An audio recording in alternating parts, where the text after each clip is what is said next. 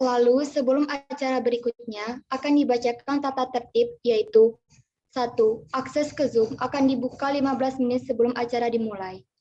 2. ID peserta dalam webinar ini harus menggunakan nama lengkap. 3. Peserta yang mendapat akses ke Zoom harus menggunakan pakaian dinas harian atau PDH dan mengaktifkan video selama acara berlangsung. 4. Peserta diharapkan untuk mematikan suara selama proses webinar berlangsung. 5. Peserta tidak diperkenankan untuk makan, dikecualikan minum, ataupun merokok selama proses acara berlangsung. 6. Di awal acara, para peserta diwajibkan mendaftar kehadiran di link daftar hadir yang akan dibagikan melalui chat Zoom sebelum ditutup 30 menit sebatas waktu pendaftaran. 7. Peserta yang tidak mengisi daftar kehadiran dianggap tidak mengikuti acara tersebut. 8. Ketika webinar berlangsung, peserta akan diberikan kesempatan bertanya kepada pemateri melalui fitur Raise Hand pada reaction Zoom dengan menyebutkan nama lengkap yang akan dipandu oleh moderator. 9. Peserta diharapkan menggunakan background yang sudah diberikan.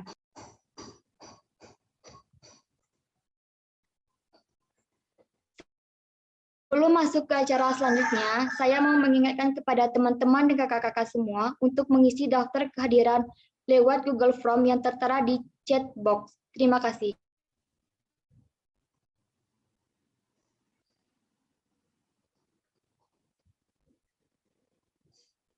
Acara selanjutnya yaitu sambutan. Sambutan pertama akan disampaikan oleh Ketua Pelaksana Webinar kepada Saudari Brigita Alfianti Kusdamariani. Waktu dan tempat dipersilahkan.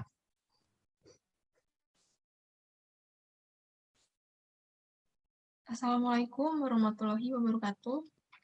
Puji syukur kita panjatkan kepada Tuhan Yang Maha Esa, karena dengan kehendaknya, webinar pengembangan diri dapat terlaksana.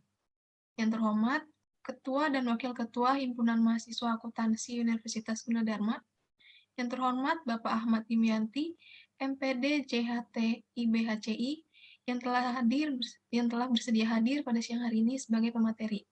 Serta ucapan terima kasih saya sampaikan kepada teman-teman panitia dari Divisi Kaderisasi yang membantu penyelenggaraan acara kali ini sehingga dapat terlaksana. Juga kepada teman-teman anggota aktif Himpunan Mahasiswa Akuntansi Universitas Gunadarma yang telah bersedia hadir tepat waktu pada siang ini. Semoga acara webinar pengembangan diri ini dapat berjalan dengan lancar sampai akhir acara. Dan saya berharap dengan mengikuti webinar ini secara sungguh-sungguh, teman-teman mendapatkan ilmu dan pengetahuan yang bermanfaat untuk kedepannya dalam organisasi. Akhir kata, bila ada kurang dan salah dalam berjalannya webinar pengembangan diri ini, saya mewakili Divisi Kaderisasi selaku penanggung jawab memohon maaf sebesar-besarnya. Waalaikumsalam warahmatullahi wabarakatuh. Terima kasih atas sambutannya. Selanjutnya sambutan dari Ketua Himpunan Mahasiswa Akuntansi Universitas Gunadarma. Kepada Saudara Sultan Muhammad Ismail, waktu dan tempat dipersilahkan. Baik, terima kasih pengacara. Assalamualaikum warahmatullahi wabarakatuh. Salam sejahtera untuk kita semua. Yang saya hormati Bapak Ahmad Dimyati selaku pembicara pada webinar siang hari ini. Yang saya hormati Brigita Alfianti selaku Ketua Pelaksana beserta panitia lainnya. Dan yang saya cintai dan saya banggakan seluruh badan pengurus harian Himpunan Mahasiswa Akuntansi Universitas Gunadarma.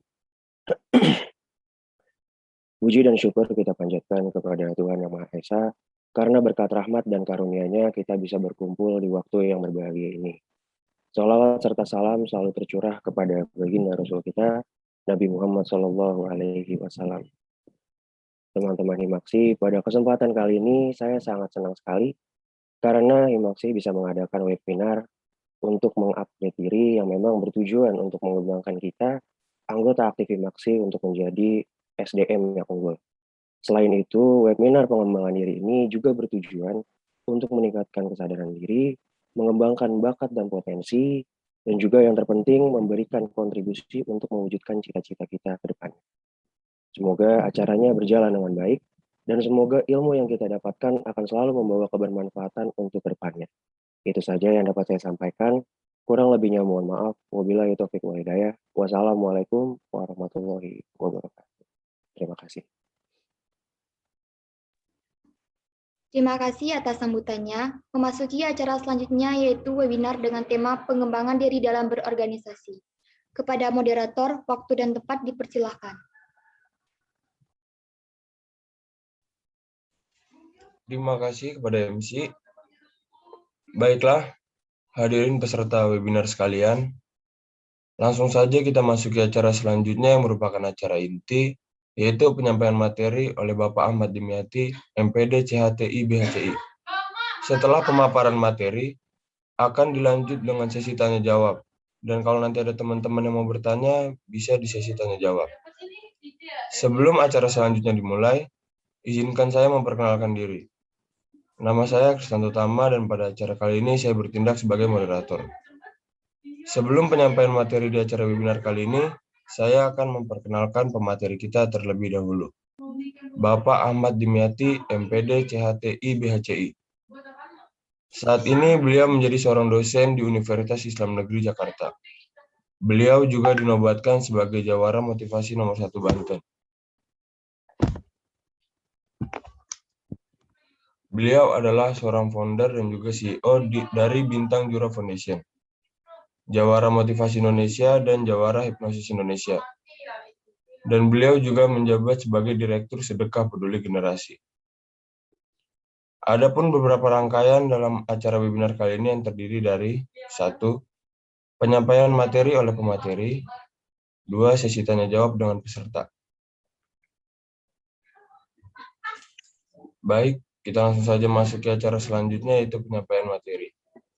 Kepada Bapak Ahmad Dimyati, MPD CHTI BHCI, waktu dan tempat dipersilakan. Baik, terima kasih banyak Kak Kris Tanto Tama. Bismillahirrahmanirrahim. Assalamualaikum warahmatullahi wabarakatuh. Salam sejahtera untuk kita semuanya. Alhamdulillah hari ini saya senang sekali bisa berbagi inspirasi bersilaturahim dengan teman-teman mahasiswa akuntansi Universitas Gunadarma di acara webinar pengembangan diri dalam berorganisasi. Mudah-mudahan di kali kesempatan ini teman-teman semuanya ibarat seperti HP, mudah-mudahan bisa tercharge, bisa menambah motivasi, bahan bakar motivasi teman-teman, karena di masa pandemi ini saya yakin teman-teman mahasiswa dan banyak orang-orang pun kesulitan untuk mendapatkan bahan bakar motivasi tersebut, bahkan bahan bakar kebahagiaan. Banyak studi bahkan dibuka pelatihan-pelatihan kebahagiaan. Ternyata banyak sekali yang ikut acara pelatihan-pelatihan bagaimana kita bisa bahagia di sepanjang hidup kita walaupun di masa pandemi ini. So mudah-mudahan hari ini teman-teman semuanya sudah siap untuk mendapatkan materi ini. Sebelumnya saya ucapkan terima kasih banyak kepada pihak panitia yang sudah mengundang saya di sini. Saya mulai dari Kak Sultan Muhammad Ismail, Ketua Himaksi Universitas Gunadarma dan beserta jajarannya pengurus. Kemudian yang WA-an dengan saya, Kak Brigita Alfianti, ya WA seperti biasa untuk menghubungi. Mudah-mudahan setelah acara ini pun tidak putus untuk silaturahim, dan teman-teman semua yang hadir di sini, mahasiswa, anak-anak muda, para generasi pengubah bangsa. Saya tidak katakan teman-teman generasi penerus bangsa, karena niat atau enggak niat teman-teman akan jadi generasi penerus bangsa, tapi belum tentu bisa menjadi generasi pengubah bangsa yang bisa mengubah Indonesia bisa lebih baik lagi agar Indonesia bisa semakin jaya tentunya. Amin amin ya rabbal alamin. Baik teman-teman, sebelum saya mulai, saya ingin minta ke teman-teman semuanya untuk mengirimkan di chat room. Kalau saya tanya gimana kabarnya hari ini, maka teman-teman jawab dengan bahasa teman-teman semuanya di chat room. Boleh yelling, boleh apapun itu di chat room. Saya ingin tahu nih. Oke, saya ingin tahu, silakan ketik. Kalau kemarin saya ikut webinarnya Indonesia Next ya dari Telkomsel, itu beliau menyampaikan bahwa ada 2 hal yang paling penting. Kak Mary Riana, beliau sampaikan yang pertama adalah energi, bahwa energi itu sangat penting teman-teman. energi itu bisa berubah dari satu energi ke energi yang lain, tapi yang jelas energi itu sangat penting. Maka ikut acara ini juga kita harus punya energi yang lebih. Kemudian yang kedua adalah partisipasi. Apalah artinya webinar ini tapi tidak ada partisipasi, tidak ada engagement, dan seterusnya. So, saya minta ke teman-teman, kalau saya tanya gimana kabarnya hari ini, maka silakan kirim di chatroom dengan bahasa teman-teman sendiri. Apakah dibuka ini chatroomnya? Apa hanya untuk host aja? Oke.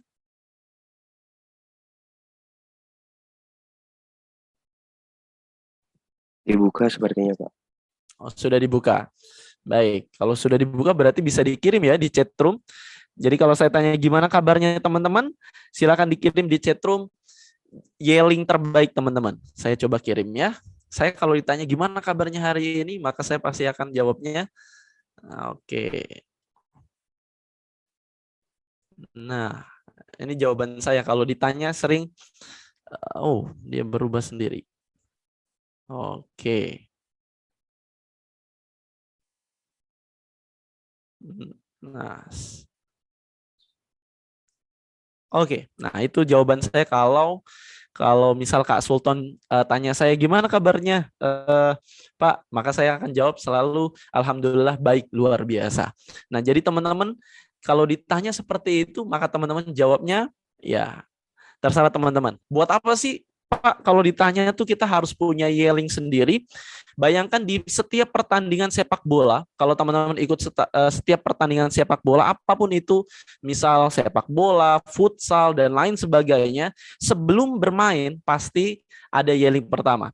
Kalau saya ikut teman-teman komunitas All Star Kelapa 2, itu sebelum main pasti All Star Kelapa 2 luar biasa. Untuk apa sih yelling itu? Kalau awalnya semangat, maka selanjutnya insya Allah akan semangat. Tapi kalau awalnya tidak semangat, teman-teman, maka selanjutnya pun tidak akan semangat. Maka di sepanjang hidup kita, di awal hidup kita, usahakan ketika bangun, bagi yang beragama Islam, pasti berdoa dulu. Alhamdulillahilladzi ahyana ba'da ma amatana wa ilaihin nusyur. Setelah itu, berikan afirmasi positif, yelling positif, bahwa mulai hari ini saya lebih bersemangat, saya lebih antusias, dan lebih banyak kebaikan yang akan saya dapatkan. Maka teman-teman semuanya pun bisa seperti itu ya. Baik, saya lanjutkan teman-teman semuanya. Saya izin share screen untuk materi kali ini. Oke.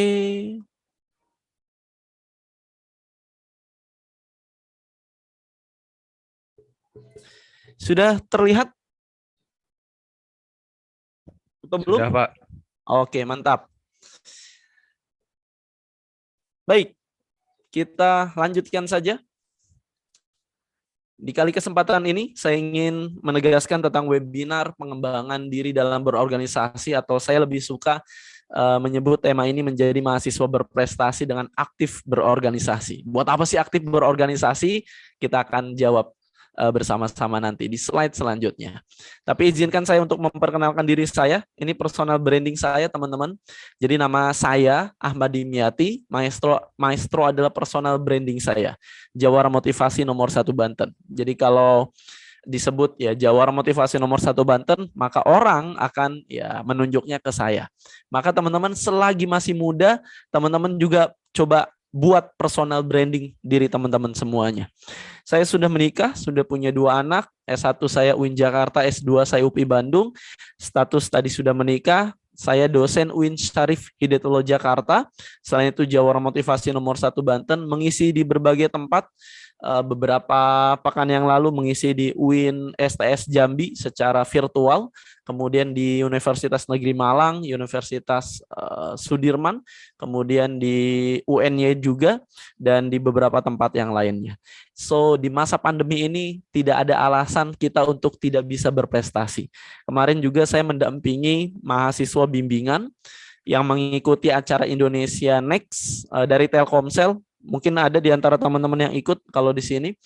Dan luar biasa, di sana challenge-nya dari sekian belasan ribu yang daftar dan terpilih beberapa orang, dan luar biasa teman-teman bisa tetap berprestasi. Runner up sekitar diberikan biaya pendidikan sampai 20 sekian juta. So, di masa pandemi ini saya ingin menegaskan tidak ada kata tidak bisa untuk berprestasi. Banyak cara untuk bisa berprestasi, teman-teman semuanya.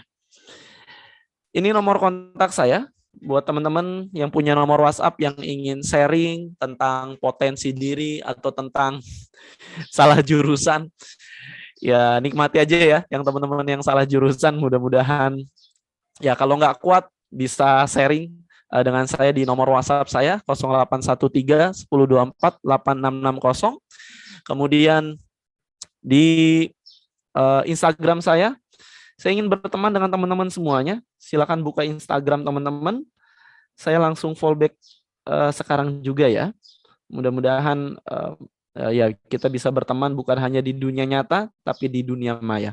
Silakan dibuka Instagramnya. Kita berteman di Instagram saja lah. Kalau di Facebook dan seterusnya lebih familiar di Instagram. Oke, saya langsung follow back ya.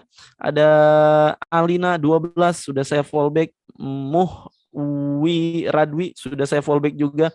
Ada Tegar, mudah-mudahan tetap selalu tegar ya.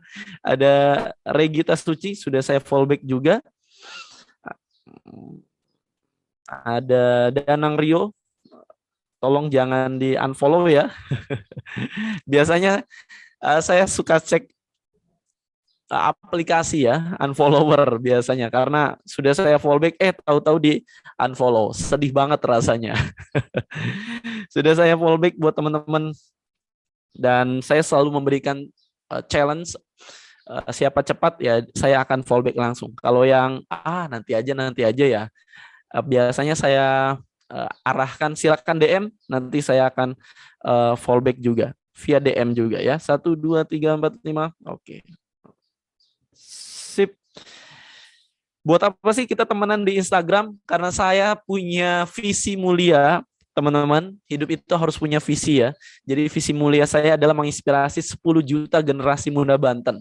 Khususnya generasi muda Banten dan umumnya generasi muda Indonesia. Maka Instagram itu saya jadikan sebagai salah satu ya indikator lah, hitung-hitungan kalau 10 juta ternyata pertemanan saya di Instagram baru 14,6K di situ. 14,6K, jadi itu sebagai salah satu pertemanan saya. Siapa tahu nanti di masa depan teman-teman bisa jadi orang sukses. Wah, tinggal tag Instagram saya. Alhamdulillah Kak, saya sudah jadi sudah bisa berprestasi, sudah kerja di sini dan seterusnya. Mudah-mudahan bisa bermanfaat. Hiduplah yang berarti teman-teman dan berprestasi. YouTube saya Jawara Motivasi, silakan di-subscribe saja. Insya Allah bikin konten nanti bareng sama istri juga tentang nggak enaknya jadi istri motivator, nanti juga ada pembahasannya. Istri saya ternyata kenapa mau dengan saya ya? Dia bilang, iya salah satu penyebabnya karena AA itu motivator gitu.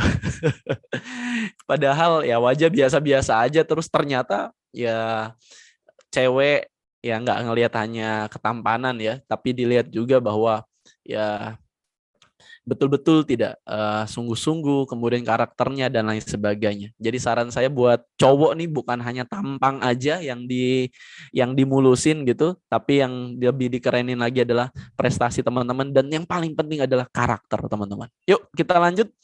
Kelamaan jadinya. Yuk kita percepat saja. Nanti kita ngobrol juga. Kalau saya ingin ngobrol, nanti kita ngobrol bareng dengan beberapa orang yang saya akan pilih ya. Kita percepat. Oke, ini satu video buat teman-teman. Mudah-mudahan bisa diambil hikmahnya ya. Cita setiap hari mengejar mangsanya tanpa kenal lelah letih, terus mengejar mangsanya. Tapi lihat ujug-ujug luar binasa. Saya ulangi lagi teman-teman. Coba ambil hikmahnya sebaik mungkin.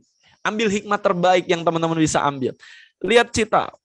Wah, larinya luar biasa. Tapi kita sudah keren-keren banget nih. Weh, tahu-tahu ada yang nikung. Kebayang nggak? Udah keren-keren banget. Tahu-tahu ada yang nikung. Sakitnya itu di sini ya. Apa sih hikmahnya teman-teman? Hikmahnya adalah life is competition. Hidup ini penuh persaingan. Teman-teman masuk jadi mahasiswa udah di zona udah enak banget? No, itu sebagai awal perjuangan teman-teman. Karena ketika teman-teman sudah di luar pendidikan, ya udah lulus SMA, udah lulus mahasiswa, nyari kerja, itu baru kerasa banget. Dan hidup ini penuh persaingan. Bahwa karena hidup ini penuh persaingan, maka teman-teman harus punya daya saing. Apa sih daya saing teman-teman kalau saya tanya misal yang bisa menghasilkan cuan-cuan atau yang bisa menghasilkan ya produktivitas, kemudian karya dan lain sebagainya. Kalau belum, berarti teman-teman harus temukan itu. Kenapa sih? Ya karena di dunia ini teman-teman, potensi terkecil apapun itu bisa menghasilkan sesuatu di dunia ini. So, mulai hari ini kalau hidup ini penuh persaingan, maka teman-teman harus punya daya saing dalam diri teman-teman. Apa itu? Bisa hard skill, bisa soft skill. Dan soft skill kita bisa dapatkan dari organisasi. Yuk, kita lanjut teman-teman semuanya.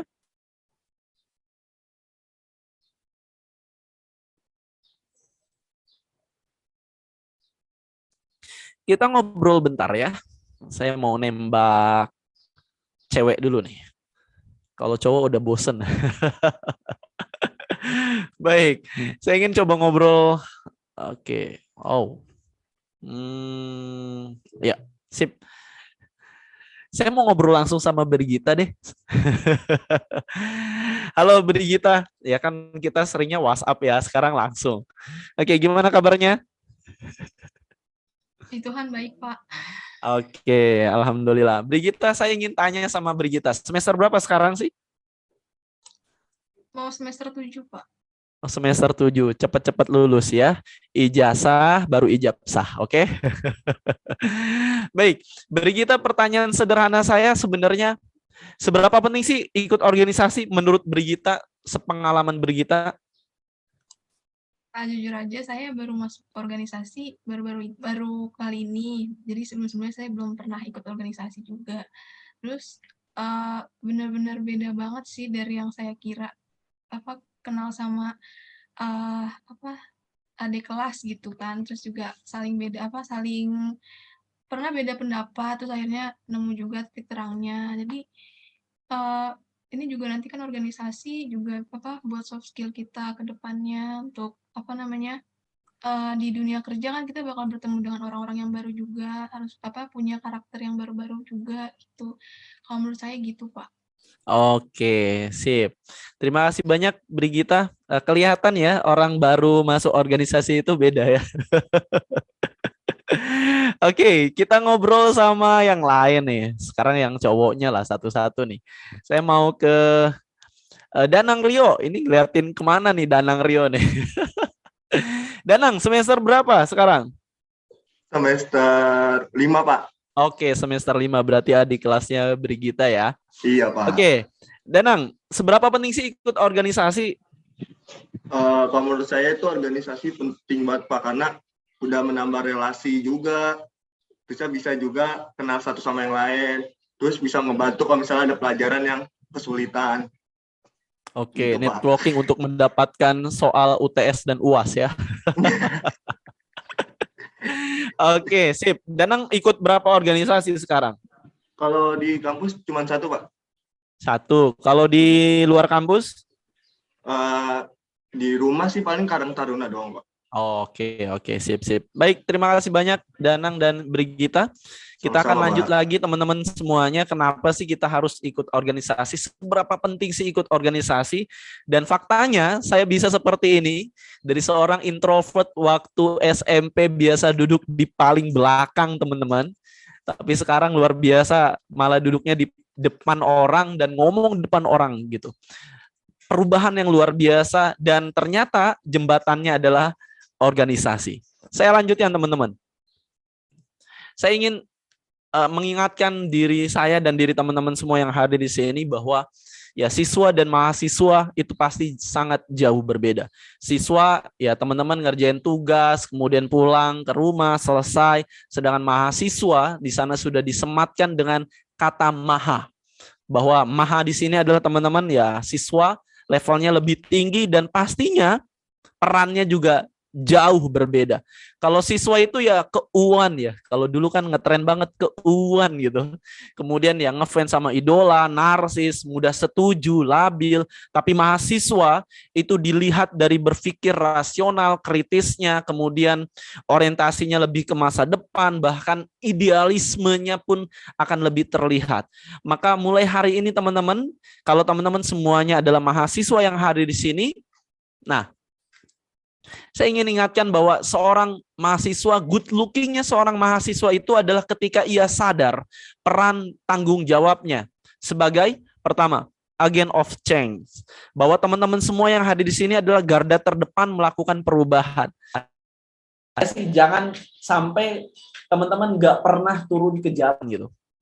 Kalau sekarang jalannya bukan jalan offline saja, tapi jalannya adalah jalan online juga. Bisa menyuarakan pendapat, tapi bukan ke head speech ya teman-teman. Yang kedua teman-teman, bahwa teman-teman semua adalah mahasiswa sebagai penjaga nilai-nilai kejujuran dalam masyarakat.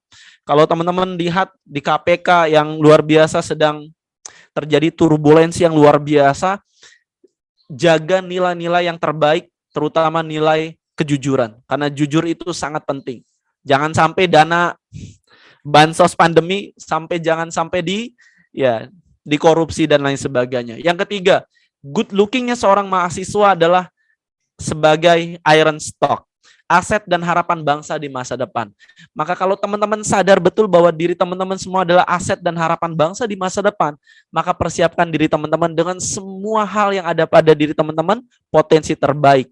Kemudian yang keempat adalah moral force, contoh dan penggerak perbaikan moral pada masyarakat. Bahwa kalau bukan teman-teman mahasiswa, terus siapa lagi yang akan menyuarakan kebenaran, pendapat, dan mengkritik, mengkritik pemerintah. So, siapa lagi? Karena mumpung masih jadi mahasiswa, teman-teman bisa melatih suara kebenaran dalam diri teman-teman semuanya. Dan yang kelima adalah social control, memberikan saran, kritik, serta solusi untuk permasalahan sosial dan bangsa. Saya ingin ingatkan 5 peran dan tanggung jawab ini. Bahwa teman-teman mahasiswa, maka 5 peran ini harus ada pada diri teman-teman semuanya. Kita lanjut. Kenapa sih? Ya kalau nggak nyadar diri bahwa diri teman-teman adalah mahasiswa, lihat baik-baik berita ini. Saya nggak akan putarkan teman-teman, nanti bisa cari di YouTube aja. Mahasiswa berzina di masjid. Bayangkan masjid jadi tempat zina. Udah kayak nggak ada hotel aja gitu ya, kalau mikir. Tapi begitu, ketika teman-teman ya nggak sadar bahwa teman-teman punya peran terbaik sebagai seorang mahasiswa. Kita lanjut. Nah, kita kenalan dengan klan mahasiswa. Ya, kalau teman-teman nonton Naruto, sekarang sudah Boruto ya. Sudah aneh gambarnya. Kalau dulu kalau Naruto masih enak lah, tapi kalau udah masuk ke Boruto next generation udah sedikit berbeda alur ceritanya dan lain sebagainya. Ada klan mahasiswa, keluarga atau spesies atau marga mahasiswa. Dari semester 1 semester akhir, teman-teman kenali diri teman-teman. Yang pertama ada klan organisator. Atau jangan ke organisator dulu ya, ke klan akademis dulu dong.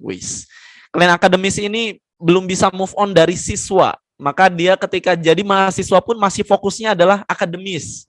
Akademis, fokus biar dapat IPK besar, ya rapot besar, rajin nyatet, belajar dan lain sebagainya. Klan akademisi. Bagus? Ya bagus dong, melatih intelektual. Tapi jadi klan akademisi teman-teman, ada juga ternyata mahasiswa yang jadi klannya organisatoris. Senang berorganisasi, kadang kuliah ditinggalkan. Pengen turun ke jalan, demo dan seterusnya sampai ya lupa akademik itu juga penting. Ini biasanya ciri-ciri klan organisatoris ini biasanya lulusnya nggak tepat waktu. Biasanya semester ya MA ya, mahasiswa abadi. Nah, bagus nggak ikut organisasi? Bagus, tapi kalau teman-teman nggak bisa seimbang antara akademik dan organisasi, ini akan malah merugikan diri teman-teman. Saya lulus semester 9, dulu S1.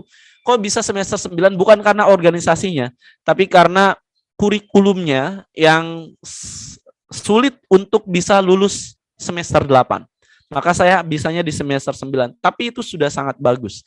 Kemudian ada kalian mahasiswa yang kalian pebisnis. Buat apa sih lu kuliah? Weh, gue mau jualan dong. Skincare gitu ya, pulsa dan seterusnya. Jualan. Otaknya adalah jualan. Bagus ya? Bagus sih. Setelah kuliah nggak pulang. Dia nyari buat ya bisa closing lah. Nyari pelanggan dan lain sebagainya. Kemudian yang keempat, jangan sampai teman-teman masuk ke keempat ini. Maksudnya ke klan yang keempat ini. Apa itu? Klan clean atau klan clean. Kalau bahasa gaulnya kelantang kelinting. Apa sih kelantang kelinting itu? Ya mondar mandir nggak karuan gitu. Lu kenapa kuliah? Ya gue kalau nggak kuliah nggak dapat duit, nggak dapat uang jajan gitu. Nah, jadi spesies atau marga klan clean ini nggak punya tujuan. Buat apa sih kuliah? Ya kuliah aja. Nah, yang saya ingin tegaskan adalah teman-teman, jangan sampai teman-teman masuk ke marga klan clean ini. Teman-teman kuliah harus punya tujuan. Mau lulus di tahun berapa, teman-teman mau kerja di mana, dan seterusnya. Nah, kita lanjutkan teman-teman. Ini dia. Mahasiswa berkualitas ialah mereka yang bisa menjalankan hard skill dan soft skill secara seimbang. Hard skill penting, tapi ada yang lebih penting lagi, soft skill. Hard skill itu sekitar 20% teman-teman, sedangkan ketika teman-teman kerja, itu yang paling banyak digunakan adalah soft skill teman-teman, sekitar 80%. Nah, oleh karena itu, jika kamu ingin menjadi mahasiswa yang berkualitas, bisa mengembangkan diri, maka selain kuliah, selain akademik, juga harus aktif organisasi. Kenapa? Nah, ada 3 alasan teman-teman kenapa sih harus mengembangkan diri dalam organisasi atau ikut aktif berorganisasi. Yang pertama, mengembangkan soft skill yang menunjang kesuksesan. Tadi kalau Brigita baru beberapa tahun atau baru pas kuliah ikut organisasi, ya wajar ketika ngobrol atau ya masih canggung, masih sulit, suaranya belum bulat. Kenapa? Ya karena belum terlatih betul dengan soft skill-nya. Di dalam soft skill ya ada kemampuan komunikasi, ada etika kerja, kemudian ada leadership dan seterusnya. Maka teman-teman kalau nggak ikut organisasi kasihan. Kenapa? Soft skill-nya nggak bisa dikembangkan. Banyak yang lulus kuliah tapi nganggur. Kenapa nganggur teman-teman? Ya karena nggak punya networking. Networking itu didapatkan salah satunya dari organisasi. Maka lihat teman-teman ada yang lulusnya cepat banget ya, tepat waktu, bahkan ya 3,5 tahun, tapi masih nganggur. Kenapa? Ya karena dia fokusnya adalah akademis aja, tapi nggak mau mengembangkan soft skill, nggak mau memperluas networking dan lain sebagainya. Yang kedua, ini, kenapa sih harus ikut organisasi memperluas networking? Jujur saya berbagi inspirasi sampai detik ini, ya salah satu sarananya adalah networking. Saya diundang Brigita via WhatsApp karena ada yang merekomendasikannya. Saya bisa berbagi inspirasi di Universitas Negeri Malang ya karena saya ada networking di sana. Yang saya ingin tekankan teman-teman, sehebat apapun hard skill teman-teman, tapi kalau teman-teman nggak punya networking, teman-teman sulit untuk bertumbuh. Tapi jangan dibalik juga, ketika teman-teman sehebat apapun networking, tapi nggak punya soft skill, nggak punya hard skill, ya kasihan juga negara. Karena banyak orang pinter, ya networkingnya bagus, tapi bukannya membuat negara ini lebih baik, malah korupsi. Ini juga berbahaya teman-teman. Yang ketiga, kenapa sih harus ikut organisasi? Karena dengan ikut organisasi teman-teman menguasai kompetensi 5C. Kompetensi atau ya skill abad 21, yaitu creative thinking, critical thinking, kemudian collaboration, communication, dan karakter. Karena 5C ini sangat penting teman-teman. Maka ketika teman-teman kuliah, saran saya kembangkan creative thinking teman-teman. Apa sih yang bisa saya buat bisa lebih baik lagi yang belum ada? Dulu sempat teman-teman masih ingat mungkin ada Grab, ada Gojek, ada Uber. Wah luar biasa, demonya luar biasa, bentrok dan lain sebagainya. Tapi ketika itu selesai, maka lihat teman-teman ada GoPay, Gojek, yang teman-teman sering pakai, ada OVO, Grab, dan lain sebagainya.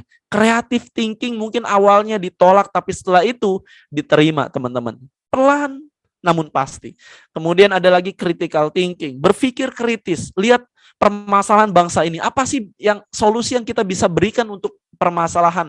Gak usah yang lebih besar, lihat aja di sekitar kita. Misal di desa kita sendiri, di perumahan kita, apa sih masalahnya, solusi yang kita berikan apa sih, dilatih. Dan itu pun melatih empati kita juga. Kemudian di organisasi juga kita melatih komunikasi. Jangan sampai ikut organisasi, rapat nih ya, rapat virtual. Udah mah rapat virtual, off cam, cicing, wae. Pas ditanya, gimana? Setuju? Setuju. Udah selesai. Tapi nggak ada melatih kemampuan komunikasinya, berpendapatnya. Saran saya ketika teman-teman ikut organisasi, beranilah untuk berpendapat, karena itu akan melatih percaya diri kita juga. Kemudian collaboration juga. Teman-teman bisa nanti ya misal ikut BEM-nya BEM fakultas atau BEM-nya universitas, teman-teman ketemu dengan banyak orang yang beda jurusan. Wah, yuk kita buat platform yuk. Platform misal saingan kita akan bersaing dengan, kan sekarang banyak ya teman-teman, kalau akuntansi ada banyak platform-platform yang buat ya perhitungan pengeluaran, ada saya lupa, tapi banyak iklan di YouTube tentang bagaimana mengatur pengeluaran dan pendapatan juga. Itu luar biasa. Nah, kita lanjut. Meraih karir sukses gemilang dengan soft skill. Soft skill itu apa sih? Soft skill itu ya sesuatu yang nggak kelihatan gitu, tapi dia sangat berdampak dalam kesuksesan kita. Apa aja sih? Ya ada tanggung jawab, percaya diri, sosialisasi, jujur, kemudian etika kerja, dan mempunyai integritas. Terus kalau dibandingkan dengan IPK, gimana Kak? IPK itu teman-teman, itu masih dipakai ketika teman-teman mau masuk ya S2, teman-teman mau pengen dapat beasiswa, masih kepake. Tapi ketika teman-teman di dunia kerja, IPK itu udah nggak dijadiin suatu yang wow gitu. Ketika teman-teman kerja nih, teman-teman nggak akan ditanya lagi tuh, lu IPK berapa tuh? Terus teman-teman dipuja-puji gitu. No, enggak. Ketika teman-teman kerja, apa sih yang dilihat? Bukan IPK lagi. Terus ini dia. Ini salah satu motivasi buat teman-teman untuk ikut organisasi. Bahwa hasil survei ya mengenai kualitas lulusan perguruan tinggi yang diharapkan di dunia kerja, ternyata IPK itu ya nomor 17 lah. Walaupun di setiap perusahaan ketika lamaran kerja, selalu itu dijadikan awal. IPK misal minimal 3. Ya, tapi ketika teman-teman lolos, maka ya teman-teman bukan IPK lagi, tapi yang dilihat yang pertama, urutan pertama adalah kemampuan berkomunikasi. Maka mulai hari ini ketika teman-teman ikut organisasi, latih komunikasi, berani berpendapat, bahkan kalau diminta, lu jadi moderator ya, jangan gue, no. Tapi ketika diminta teman-teman jadi MC, jadi moderator, siap, gue siap. Mau jadi apa lagi? Ketua pelaksana, siap. Mau jadi apa lagi? Kenapa sih? Ya agar melatih kemampuan komunikasi teman-teman. Saya pernah nembak cewek, tapi saya minta cewek itu untuk ngegantiin saya sambutan. Dia berulang kali, saya nggak mau. Ternyata ya menurut saya kan cetek ya ngomong doang di depan orang banyak, sambutan gitu. Tapi menurut orang lain itu sesuatu yang sulit banget.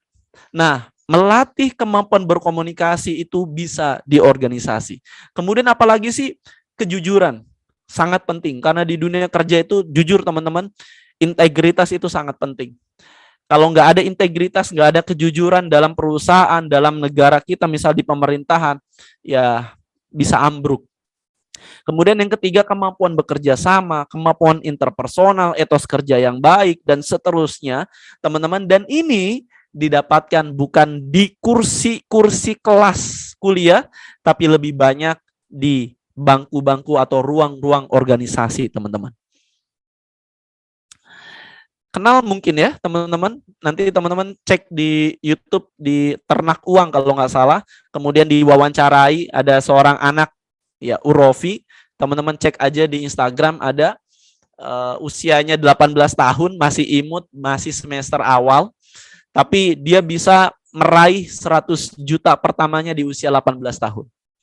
100 juta pertamanya di masa pandemi. Jadi ketika masa pandemi dia nyari hobinya apa gitu, ternyata hobinya di videografi dan ternyata dia dapat dan dia jadikan sosial medianya sebagai ya portofolio teman-teman, hasil karyanya dan ternyata ya banyak yang ya ini salah satu hasil karyanya. Saya putarkan. Jadi ini cerita gue produksi video buat mobil yang belum ada di Indonesia, yaitu Daihatsu Rocky. Let's go.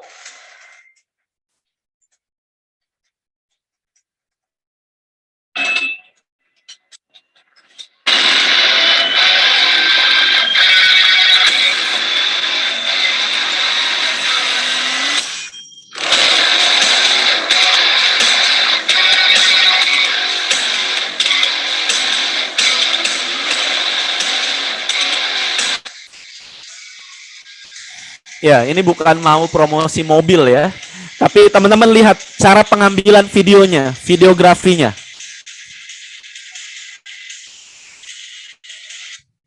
Oke, kita percepat.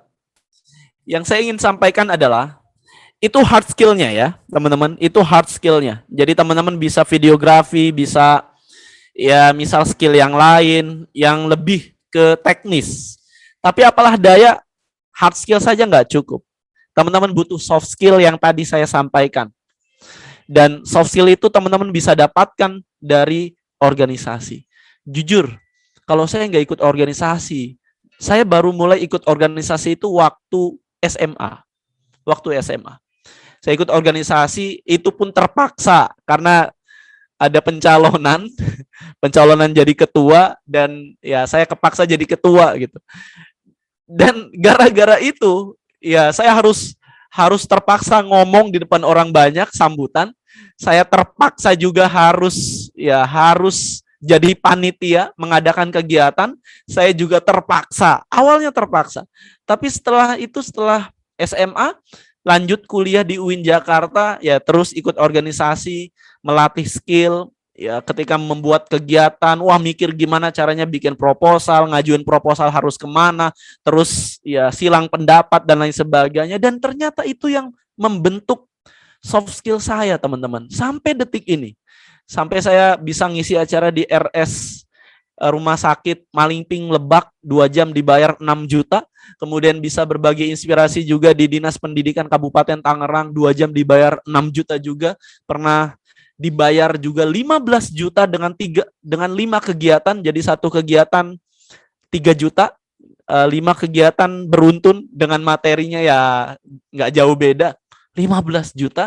Dan saya berpikir, dan itu buahnya teman-teman. Prosesnya dari mana sih? Ya dari waktu SMA, S1 ikut ya organisasi, terus saya gembleng karakter saya juga, nggak mudah menyerah. Kemudian saya pun punya prinsip, saya nggak mau jadi beban buat orang tua. Gimana caranya? Pokoknya saya nggak mau jadi beban buat orang tua. Kalaupun saya nggak kaya, setidaknya saya nggak jadi beban buat orang tua. Itu prinsip yang saya pegang teman-teman. Dan akhirnya ya Allah mudahkan saya bisa seperti ini. Dan kalau teman-teman lihat misal dari psikologi, ya 20% hard skill, 80% itu adalah soft skill. Dan ya salah satu yang menunjang kesuksesan diri teman-teman juga adalah dari interpersonal skill.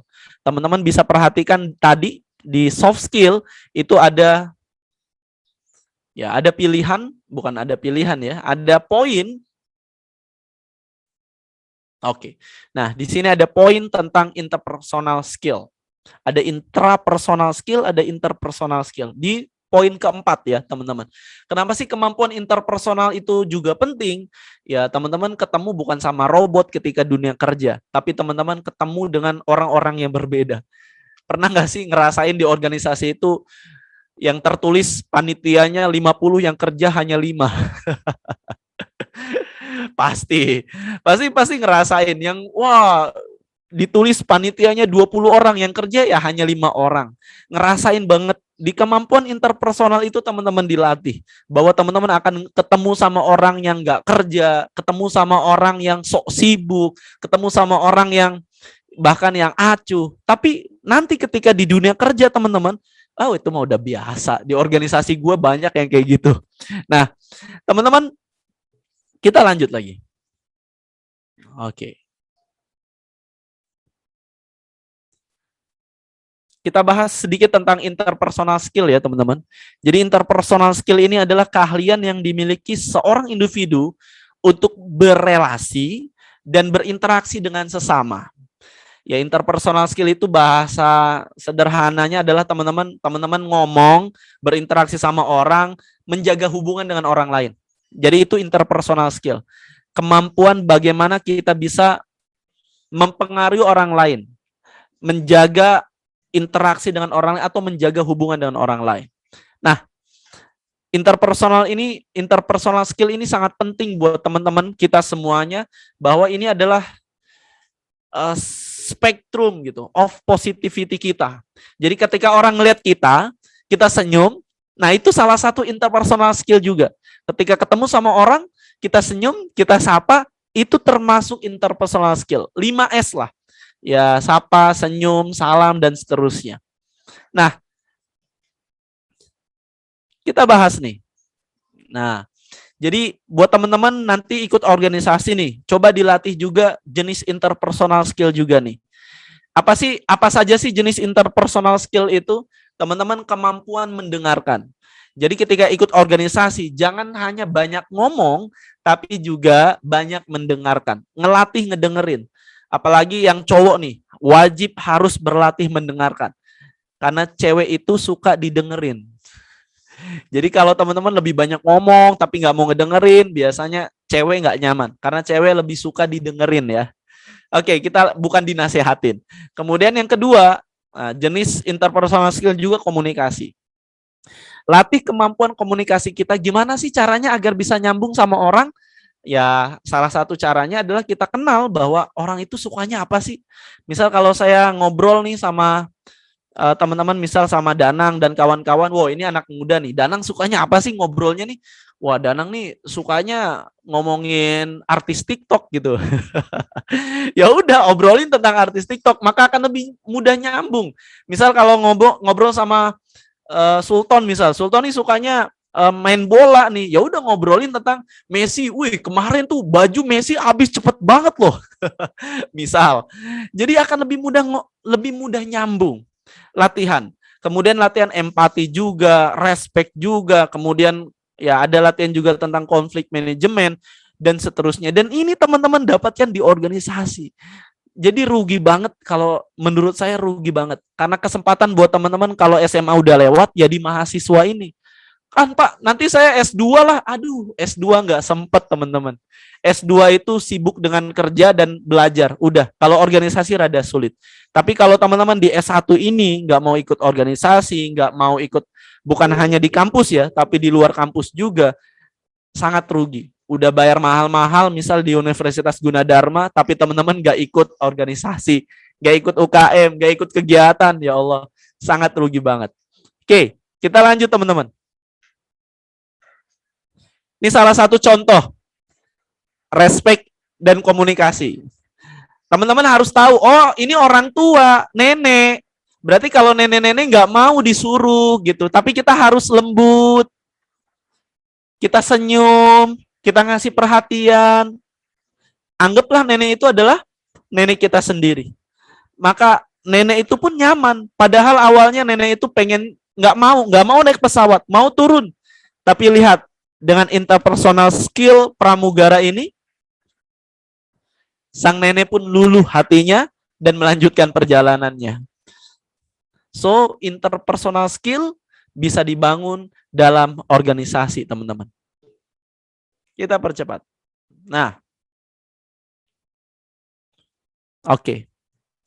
Semua soft skill yang menunjang kesuksesan Anda bisa dapatkan di organisasi. Ya, organisasi itu banyak ya teman-teman, bukan hanya di Himaksi. Selain itu ada juga ya di Karang Taruna, teman-teman bisa ikut komunitas juga. Tapi saya ingin tekankan teman-teman, ya jangan asal milih organisasi juga. Pilih organisasi yang bisa mengembangkan potensi teman-teman semua juga, terutama soft skill diri. Apa sih untungnya dengan ikut organisasi? Ya ini salah satu contoh, ada Prima dan Anggi. 2 siswi Seman 1 Purworejo terpilih mengikuti Jambore Dunia di Virginia, Amerika Serikat. Pramuka. Ikut pramuka ya salah satu dampak positifnya ya bisa dapat terpilih mengikuti Jambore Dunia asal ada usaha ya. Ikut misal program Indonesia Next Telkomsel kemarin. Ya salah satu keuntungannya ya teman-teman bisa langsung bahkan bisa dapat networking dari Telkomselnya sendiri. So, selagi masih muda teman-teman, coba ditulis beberapa organisasi yang teman-teman ingin ikuti, komunitas yang teman-teman ikuti, atau program apa yang teman-teman ingin ikuti. Kalau ada bos Mardigu, beliau punya program kalau nggak salah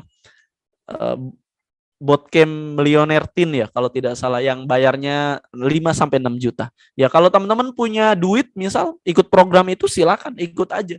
Melatih karakter diri teman-teman, ngelatih creative thinking teman-teman, critical thinking teman-teman. Jangan sampai teman-teman masih muda, tapi mindsetnya teman-teman udah mindset fixed mindset.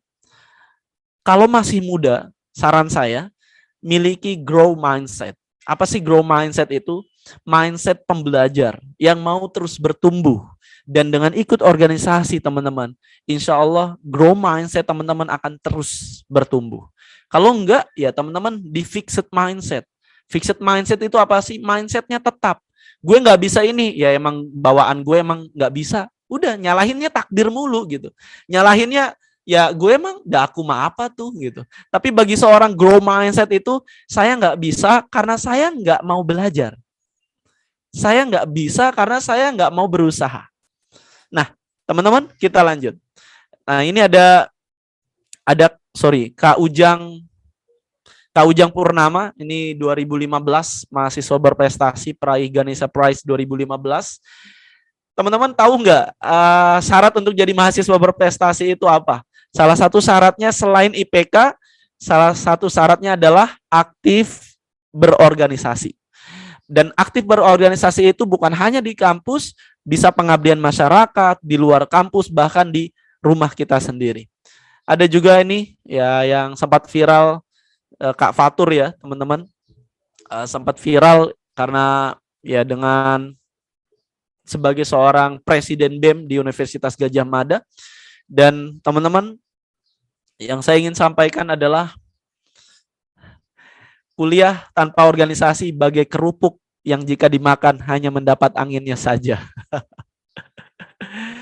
Kuliah tanpa organisasi bagai kerupuk yang jika dimakan hanya mendapat anginnya saja. Ya nggak ada isinya gitu. Teman-teman kuliah tapi nggak ikut organisasi, ya bagai kerupuk gitu. Nggak ada sih isinya tapi kebanyakan angin. Karena ketika teman-teman kuliah ya fokus lebih banyak ke akademik, tapi soft skill nggak dilatih buat teman-teman. Nah, mahasiswa hanya belajar teori di dalam kelas tanpa mampu mengaplikasikannya di masyarakat. Dengan ikut organisasi teman-teman sering ada kegiatan ya baksos, kemudian teman-teman bisa peduli juga dengan kondisi masyarakat juga. Begitu juga organisasi, terlalu mengutamakan organisasi juga ya nggak baik juga ya teman-teman. Apalagi ya jadi mahasiswa abadi gitu. Lulus semester 14, astagfirullah. Jangan sampai kayak gitu. Terlalu lama ya. Semester 14 itu harusnya udah S2 teman-teman. Jadi jangan sampai seperti itu. Kita lanjut. Kenapa sih harus ikut organisasi? Tadi saya sudah sampaikan bahwa dengan ikut organisasi teman-teman juga selalu update dengan tema-tema terbaru, tema-tema terkini yang viral, terutama tentang ya isu-isu di negara kita sendiri terutama. Dan dunia ini terus berubah teman-teman. Dengan ikut organisasi juga teman-teman bisa memperbaiki skill teman-teman, terutama soft skill diri teman-teman di era disrupsi ini.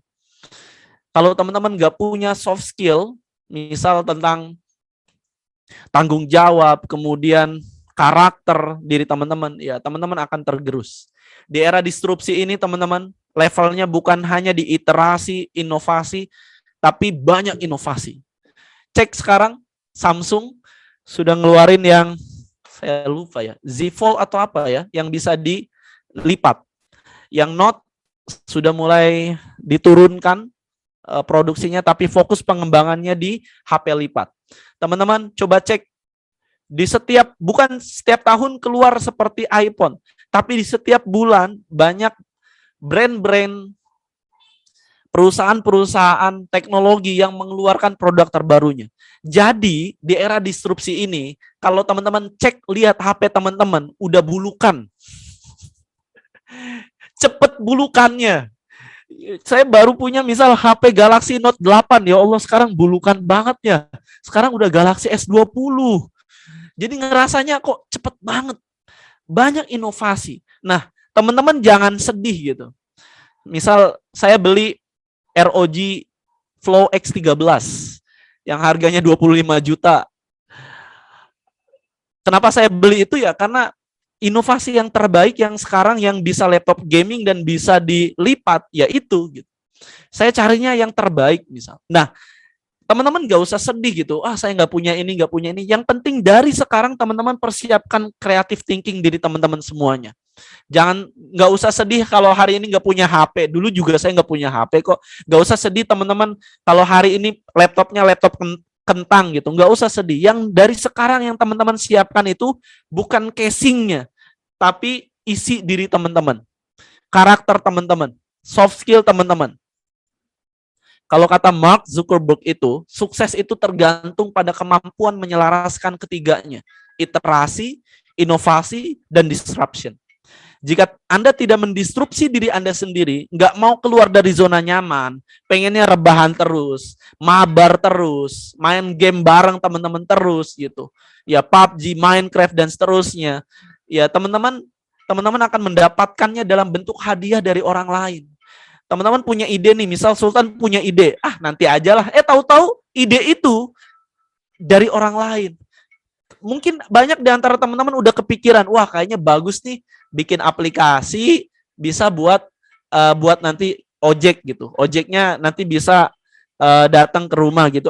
Udah ada tahu-tahu dari Gojek, dari Uber, dari Grab dan seterusnya. So, keluarlah dari zona nyaman teman-teman. Buatlah sesuatu yang baru, sesuatu yang bisa bermanfaat untuk orang banyak, dan itu semuanya bermula, teman-teman bisa ikut dengan organisasi, aktif di organisasi.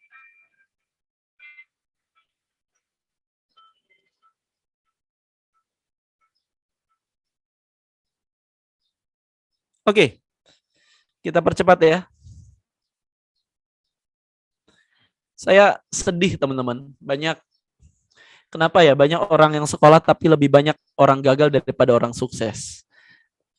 Banyak yang kuliah tapi sampai S1, S2, S3 ada sekitar 700.000 pengangguran lulusan S1, S2, S3. Saya sedih teman-teman ngedengar kayak gitu. Kenapa ya? Ternyata salah satu penyebabnya adalah ketika kuliah, ketika sekolah, mereka fokusnya ya udah ngerjain tugas, terus ya belajar, bagus sih, tapi mereka lupa untuk mengembangkan soft skill-nya. Mereka lupa untuk mengembangkan creative thinking mereka. Mereka lupa untuk mengembangkan critical thinking, collaboration, kemudian ya communication dan karakter juga. Maka teman-teman nanti ketika lulus kuliah, kerja, pikirkan baik-baik. Di Mayora dan Mogot tahun 2018 dibuka lamaran kerjaan. Nih, teman-teman bisa dilihat baik-baik. Yang dikit enggak? Banyak. Loh, kok enggak ada ya? Waduh, berarti videonya enggak ada nih ya. Videonya enggak ada nih. Wah, berarti oh ini, ada. Ya semua ini. Waduh, gimana ini gue mau nyari kerjaan ya gila. Harus dari sini. Yang ngantri.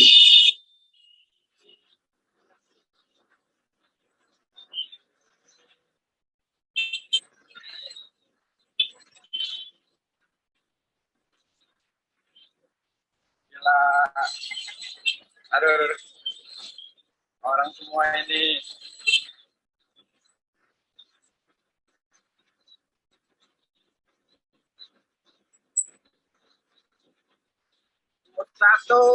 gula yang satu, semutnya banyak. Baik, kita lanjutkan. Nah, saya berikan gambaran buat teman-teman agar bisa ya jauh membayangkan ke depan ketika teman-teman sudah lulus, misal seperti Brigita semester 7, bentar lagi semester 8, dan teman-teman yang lain juga ketika sudah lulus, apakah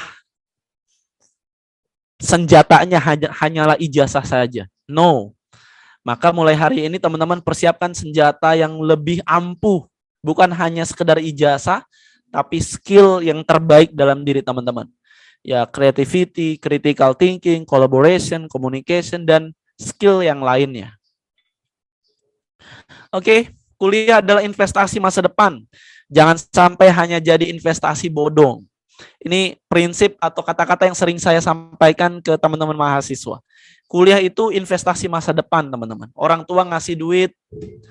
Saya ingin coba tanya teman-teman. Kak Sultan, setiap semester bayar berapa sih?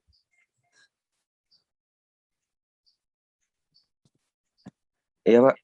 Setiap semester ya, semester berapa sih bayarnya?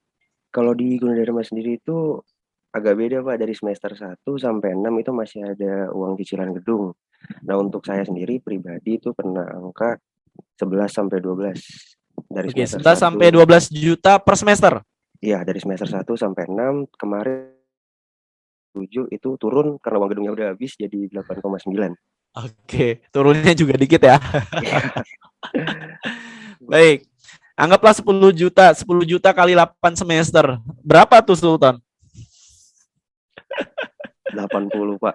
80 juta. Jadi nanti lulus kuliah, kerja, pengen gajinya yang berapa juta? 2 digit minimal, Pak. Oke, sip. Makasih banyak Sultan nih. Baik, Pak. Saya hanya ingin ingatkan teman-teman, coba berpikir ya lebih kritis lagi. Saya investasi misal Sultan tadi bilang ya 10-11, anggap aja 10 juta kali misal 8 semester 80 juta. 80 juta itu bisa daftar haji 4 orang. Satu orang bayarnya 25 juta. Oh sorry, ya 3 orang lah ya. 3 orang daftar haji. Ya, kalau mau lunas berarti bisa buat 2 orang berangkat haji, 40 juta. Nah, investasi masa depan. Jangan sampai Sultan dan kawan-kawan udah investasi masa depan, malah investasinya bodong gitu. Nggak ada hasilnya. Ada sih hasilnya, tapi kok gini ya, misal. Kok hasilnya buahnya nggak lebih banyak gitu.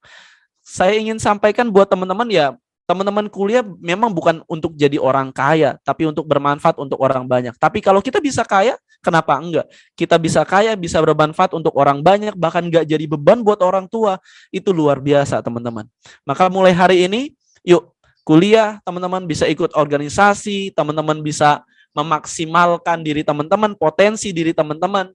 Jangan lihat hari ini, ketika teman-teman ikut organisasi, ya Allah susah banget sih ini, teman gua nih, greget, nggak mau ngerti, udah tahu opsinya ini tapi nggak mau ngikutin. Nggak usah lihat di hari ini, tapi nanti lihat di masa depan. Pengalaman-pengalaman organisasi yang teman-teman dapatkan di hari ini, ketika teman-teman kuliah, buahnya nanti di masa depan. Nah, tipsnya apa aja sih sukses berorganisasi? Pertama, pilih organisasi sesuai passion kalau bisa. Tapi saya yakin selama organisasi itu positif, insya Allah organisasi itu baik buat teman-teman semuanya. Yang kedua, selama ikut organisasi, saran saya manajemen waktu dan prioritas. Prioritasnya teman-teman organisasi dengan akademik misal 40-60. 40% organisasi, 60% akademik. Atau mau dikurangi boleh, 30-70. Yang penting ya akademik pasti lebih penting ya. Nah prioritasnya, buat apa sih nanti kalau ada bentrok nih kegiatan, nggak bisa digeser-geser, ya teman-teman harus prioritaskan yang terbaik. Yaitu prioritas pertama adalah akademik. Tapi kalau masih bisa digeser, ya teman-teman bisa dua-duanya tetap diikuti, baik akademik dan non-akademik. Manajemen waktunya gimana, Kak? Ya, teman-teman harus di setiap pekan terutama harus punya list. Di pekan ini kegiatan organisasinya apa aja ya? Oh, hari ini, hari ini, hari ini. Berarti akademiknya juga harus ada. Hari Senin, misal sampai hari Kamis, kuliah saya, oh berarti bisa lebih fokus nanti Jumat, Sabtu, Minggu, misal organisasi. Kalau nggak bisa seperti itu, tinggal lebih dikhususkan lagi per jamnya aja. Misal ya siang, pagi sampai siang akademik, ya sampai sore nanti siang sampai sore adalah organisasi. Tinggal di manage aja waktunya.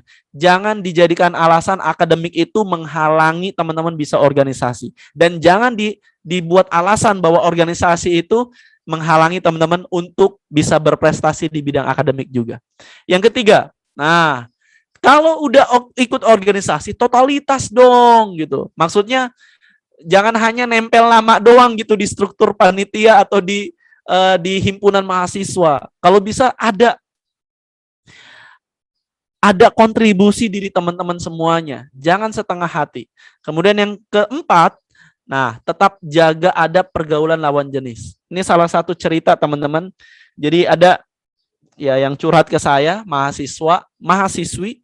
Jadi dia mahasiswi, dia ikut organisasi, terus ya dia punya kakak kelas gitu. Anggaplah sultan gitu. Jangan sultan lah ya.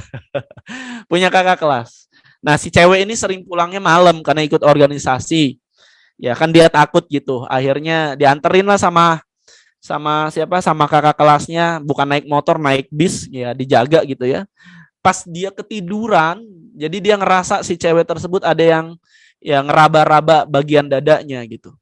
Nah, terus ya udah dia konfirmasi kan ketika turun, dia konfirmasi ke kakak kelasnya bahwa tadi kamu ya ngeraba-raba bagian dada saya ya gitu. Ya dan seterusnya lah. Dan dia ngaku gitu, dia hilaf dan seterusnya.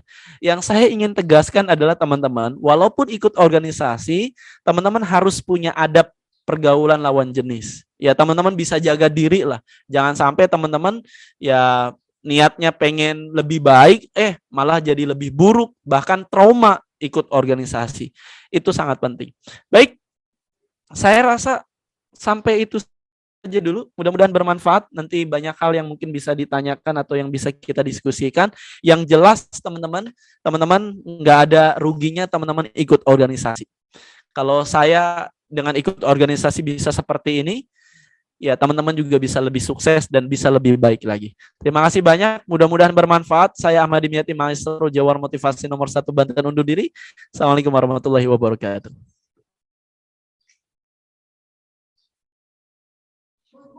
Waalaikumsalam warahmatullahi wabarakatuh. Terima kasih kepada Bapak Ahmad Dimyati atas pemaparan materinya. Sekali lagi buat teman-teman, sebelum acara selanjutnya dimulai, saya mau ingetin kepada teman-teman dan kakak-kakak semua untuk mengisi daftar kehadiran lewat Google Form yang tertera di chat box. Terima kasih. Hadirin yang saya hormati, demikianlah pemaparan materi yang telah dibawakan oleh pemateri hari ini. Selanjutnya kita tiba di sesi tanya jawab dengan para peserta. Adapun beberapa ketentuan sebagai berikut. 1. Bagi peserta yang ingin bertanya, silakan memakai fitur raise hand untuk bertanya.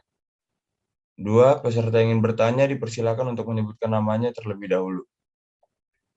3. Pertanyaan diajukan secara singkat, padat, dan jelas.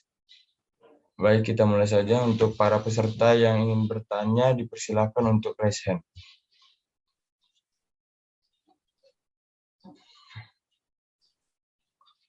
Ya, kepada Kak Danang, waktunya boleh menyampaikan pertanyaannya. Ya, perkenalkan, nama saya Dana Belamsyah. Pak ingin bertanya, bagaimana sih cara ngatasin kejenuhan di organisasi? Udah Pak, sekian. Terima kasih ya, Pak. Ya, ini langsung jawab Kak Kris. Iya Pak, gimana kalau menurut Bapak pertanyaannya udah jelas belum pakai dengerannya Pak? Ya udah cukup jelas, pengalaman juga soalnya. Ya teman-teman, ya organisasi itu pastinya butuh energi ya, dan ketika energi kita semakin habis kita juga akan jenuh juga, apalagi banyak kegiatan yang kita harus laksanakan. ketika saya sudah jadi dosen pun tetap ada organisasi. Jadi kerasa banget deh teman-teman kalau kita ikut organisasi itu, ketika kita di dunia kerja itu tetap kepake. Apalagi kalau kita punya skill. Saya punya skill public speaking, tapi ketika saya jadi dosen, saya belajar desain juga, ya desain dengan PowerPoint, dan itu kepake banget gitu di setiap organisasi. Saya ikut organisasi ada Center of Excellence di fakultas, kemudian ada juga di Pusat Karir UIN Jakarta, kemudian ada jadi koordinator diskusi dosen. Jadi ditunjuk karena orang yang ikut organisasi itu pasti akan ketahuan bedanya, apalagi dari cara bicaranya lebih bulat, kemudian teman-teman juga akan ngerasain bahwa oh ini orang pernah ikut organisasi. Nah, terus gimana caranya nih kalau jenuh nih? Nah, kalau jenuh ya berarti butuh refreshing nih. Nah, salah satu caranya teman-teman bisa diadakan ada program khusus memang di organisasi. Organisasi tersebut ya ada yang boleh yang dadakan.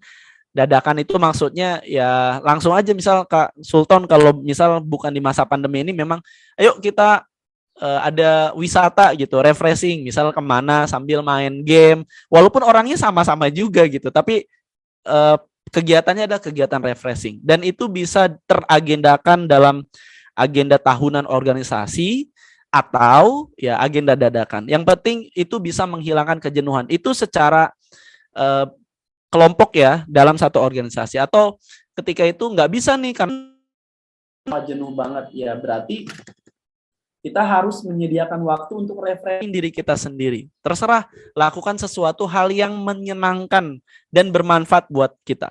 Kalau saya misal kerja nih, aduh, bukan hanya organisasi ya, kerja juga jenuh. Gimana caranya nih? Ya udah lakukan hobi. Kalau saya hobinya main bola nih. Main bola. Ya, nih habis kegiatan ini saya mau pergi juga nih. Buat refreshing karena kita butuh melepaskan hormon dopamin, hormon endorfin. Hormon-hormon kebahagiaan itu harus dilepaskan, teman-teman. Nah, caranya ya bisa dengan tertawa, ya kan nggak enak kalau tertawa sendirian kan. Nah, makanya teman-teman bisa ikut, bisa diadakan kegiatan atau bisa ngobrol dengan orang yang teman-teman ya fun banget gitu. Atau teman-teman bisa hobi teman-teman main bola atau main TikTokan, silakan yang cewek lah kalau mau TikTokan, monggo. Tapi yang jelas yang bermanfaat. Atau teman-teman banyak hal, ibadah juga bisa. Jadi 4 hormon kebahagiaan termasuk oksitosin juga itu, setiap hormon itu beda penyalurannya, maksudnya beda untuk menimbulkannya. Bisa teman-teman olahraga, itu pun nanti akan ada hormon dopamin kalau nggak salah. Kalau teman-teman misal hormon oksitosin kalau tidak salah yang ibadah, tenang, kemudian yakin adanya Tuhan dan seterusnya. Nah, tinggal dipilih aja kegiatannya yang mau mana nih. Kak Danang mau ngelakuin yang mana gitu. Wah, saya mau ya refreshing aja lah di depan rumah, misal bikin tenda. Silakan aja. Gitu ya, Kak. Jadi kalau saran saya jangan ditumpuk kejenuhannya. Kalau udah ngerasa oh ini jenuh, langsung aja. Masalahnya Kak Danang yang bikin jenuh juga gara-gara adalah dopamin detox. Bukan dopamin detox, sorry, tapi kecanduan dopamin. Itu bahaya, teman-teman. Bahayanya maksudnya apa? Orang megang HP, main sosial media, itu hormon dopaminnya sama seperti orang yang ketika mendapatkan piala berprestasi.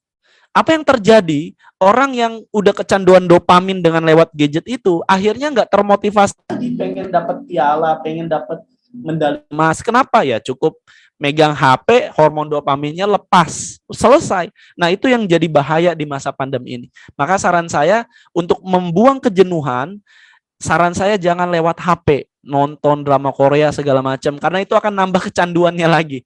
Saran saya cari kegiatan bareng sama orang gitu yang nggak pakai HP.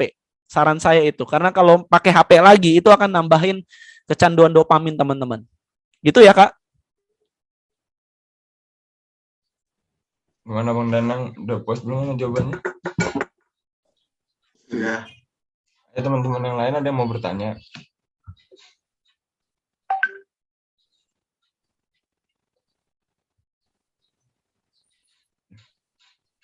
Kalau teman-teman ada yang mau nanya, bisa pakai fitur raise hand.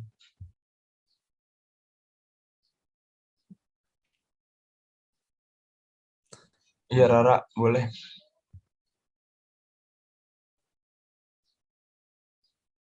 Oke. Jadi mau nanya Pak, jadi tuh kadang pas kita saat dalam proses mengembangkan diri, yaitu interpersonal skill yang tadi itu, terkadang tuh ada orang yang suka bilang, apa sih SKSD banget, so kenal so dekat. Padahal tuh kita dalam proses untuk mengembangkan interpersonal skill, yang mana kita harus aktif berkomunikasi, aktif memberikan feedback. Nah, gimana sih Pak untuk menanggapi akan hal tersebut? Terima kasih Pak. Oke, baik. Kak Rara, semester berapa sekarang? Mau semester 3 Pak. Oh, semester 3, masih panjang lah perjalanannya. Ya, ikut organisasi itu teman-teman tidak selalu mudah ya. Kalau adik saya itu karena termasuk, kalau di Steven itu termasuk orang feeling extrovert. Jadi lebih perasaan, tapi dia potensinya bisa jadi pemimpin. Nah, dia sangat menjaga sekali hubungan dengan orang, tapi ketika terjadi konflik, nah dia nggak bisa menutupi kesedihannya. Jadi berulang kali dia pernah nangis ya gara-gara ikut organisasi. Tapi jangan dijadikan itu sebagai alasan kita nggak ikut organisasi. Tapi itu jadikan alasan bahwa ini ya salah satu manfaatnya kita ikut organisasi. Kita bisa melatih ketegaran kita juga, terus melatih manajemen konflik kita juga.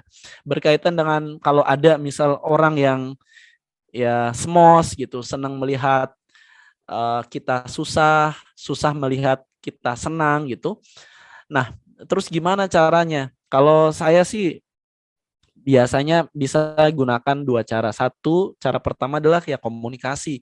Bahwa apa yang kita lakukan tadi misal yaitu sebagai salah satu cara saya sedang mengembangkan skill saya gitu, komunikasi. Tapi kalau orangnya memang udah semos, udah toksik misal, ya mau digimanain juga susah gitu. Makanya saran saya sih lebih fokus kepada orang-orang yang mengapresiasi kita.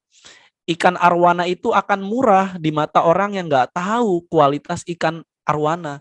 Dia akan dihargai 1.000, 2.000, 5.000 gitu, akan murah. Ikan arwana itu akan dihargai dengan harga yang sepantasnya ketika dia ada di tangan atau di tempat yang orang yang tahu gitu kualitasnya. Maka kalau Rara dan kawan-kawan ingin dihargai misal atau ingin diberikan tempat yang lebih baik, misal dihargai, diberikan pujian, sama-sama bertumbuh, maka saran saya ya cari orang-orang yang memang mereka pun fokus untuk menjadi pribadi yang lebih baik lagi. Fokusnya jangan sama orang yang tadi yang suka nyinyir dan seterusnya, tapi fokus kepada teman-teman yang lain yang sama-sama ingin bertumbuh. Gitu ya, Kak Rara. Oke, baik Pak. Terima kasih atas jawabannya. Ya, sama-sama. Gimana teman-teman yang lain? Kak April, boleh perkenalan dulu baru nanya, Kak. Ya, perkenalkan. Nama saya Aprilia. Sebelumnya mohon maaf karena nggak bisa on cam. Saya mau tanya dong, Pak. Ya. Jadi gini, gimana tanggapan Bapak? Semisalkan gini, Pak, ada 2 orang kandidat yang mau masuk ke suatu company yang bisa dibilang mungkin company besar. Tapi di antara 2 kandidat ini, yang satu itu dia punya mungkin pengalaman organisasi, terus juga dia udah mengasah soft skill sama hard skill-nya, jadi bisa dibilang dia oke lah. Tapi untuk kandidat yang satu ini, dia mahasiswa yang bisa dibilang fresh graduate, dia belum punya pengalaman sebelumnya, dan juga tidak mempunyai pengalaman organisasi, di mana-mana, dan dia juga belum mengasah soft skill sama hard skill-nya dia. Tapi orang yang kandidat tidak mempunyai pengalaman organisasi, itu dia mempunyai privilege tersendiri karena dia dapat bantuan dari orang dalam, dari company itu. Jadi saya mau tanya, gimana tanggapan Bapak mengenai hal tersebut? Ya, baik. Ini banyak terjadi ya, teman-teman. Teman-teman kalau misal di dunia pendidikan pun sama. Kalau mau masuk sekolah negeri, misal kita mau jadi guru nih, misal ya kalau kita ngelamar kerjaan doang nih biasa, lu siapa gitu kan? Nggak dikenal, serius. Ya di mana-mana pasti privilege itu memang masih jadi senjata ya, teman-teman. Masih jadi senjata. Misal ya itu di dunia pendidikan. Kemudian di dunia kampus mau jadi dosen, gitu juga nggak? Ada juga, serius. Ini sudah jadi rahasia umum, misal ya mohon maaf anak pejabat atau siapa gitu ya. Kemudian ini baru lulus S2 nih, mau titip ya. Bahasanya sederhana aja. Mau ini magang gitu ya, mau titip sini gitu. Ya jadi dosen tidak tetap misal, atau jadi tenaga pendidikan atau apa gitu. Ya meskipun tidak ada lowongan yang dibuka secara resmi karena honorer ya teman-teman. Biasanya seperti itu dan bisa masuk ya dicari celah dan seterusnya. Tapi kalau siapa kita misal masuk mau ada apa deh misal mau ngasih lamaran mau ngasih lamaran, oh iya taruh aja di situ. Kalau perusahaan itu atau kampus itu, sekolah itu tidak membuka lowongan secara resmi, biasanya nggak akan masuk.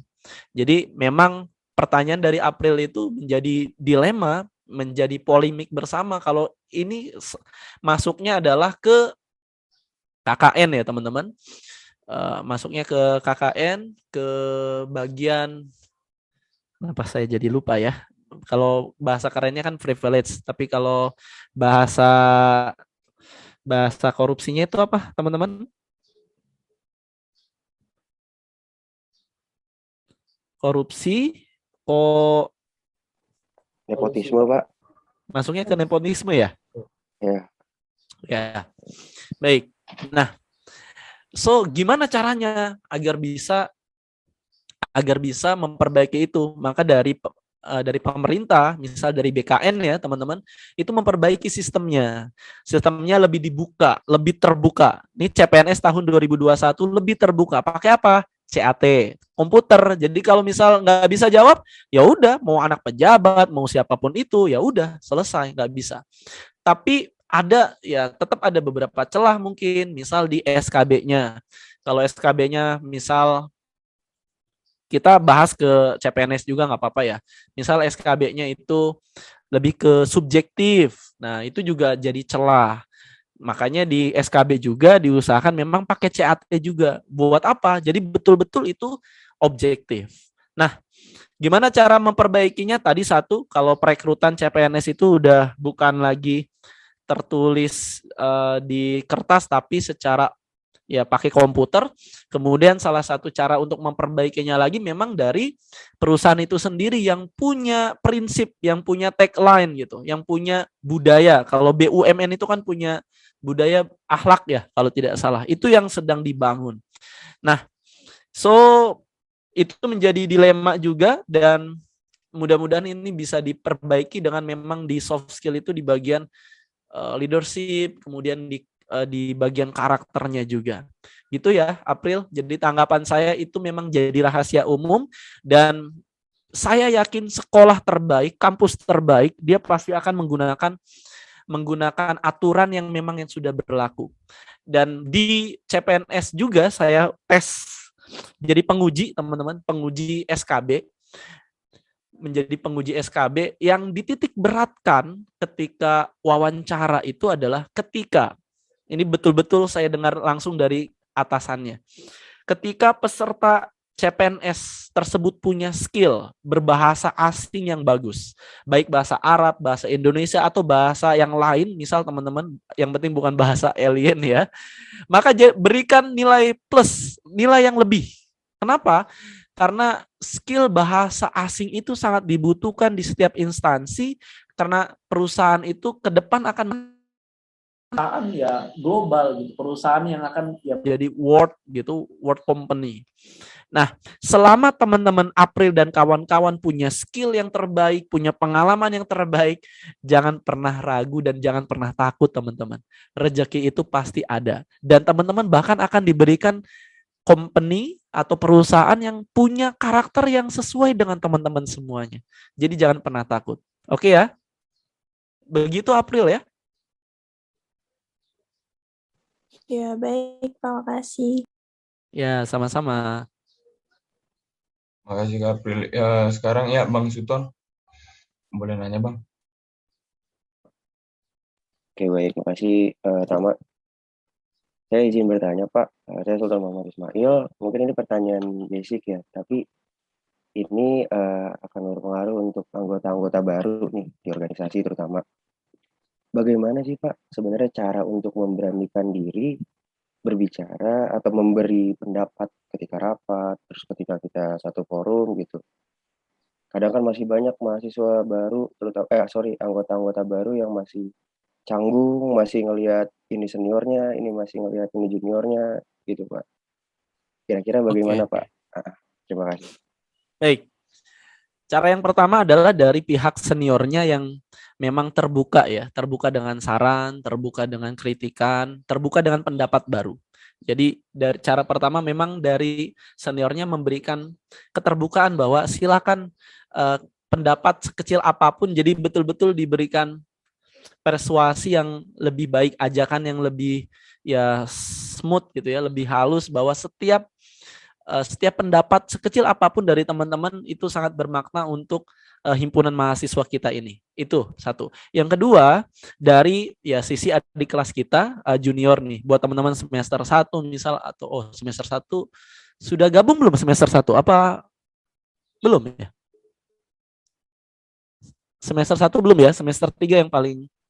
Iya, belum Pak. Oke, mulai dari semester 3 nih, misal adik kelas junior, sadari betul bahwa dengan ikut organisasi adalah salah satu yang ingin dicapai adalah kita bisa lebih percaya diri dalam berpendapat. Maka caranya adalah sebelum rapat memang sudah di-share dulu topik rapatnya apa.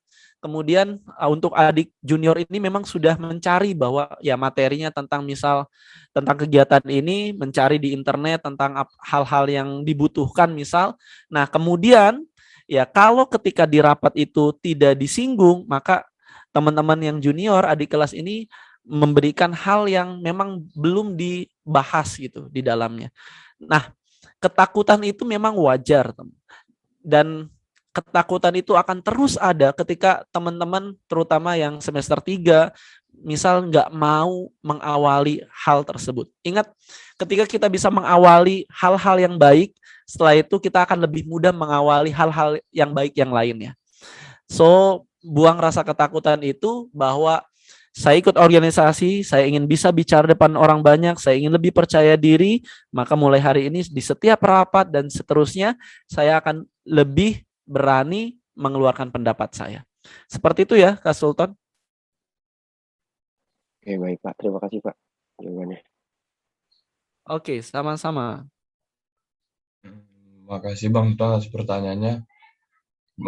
Ya Bang Timotius, boleh Bang perkenalan dulu baru nanya Bang. Ya, perkenalkan nama saya Timotius Ariza dari semester 5. Saya ingin izin bertanya buat Bapak Ahmad Dimanti. Di dalam organisasi itu kan banyak sekali ya Pak orang-orang yang mungkin seperti yang Bapak sudah jelaskan tadi, seperti toksik mungkin ya Pak, seperti mungkin ingin menjatuhkan atau segala macamnya.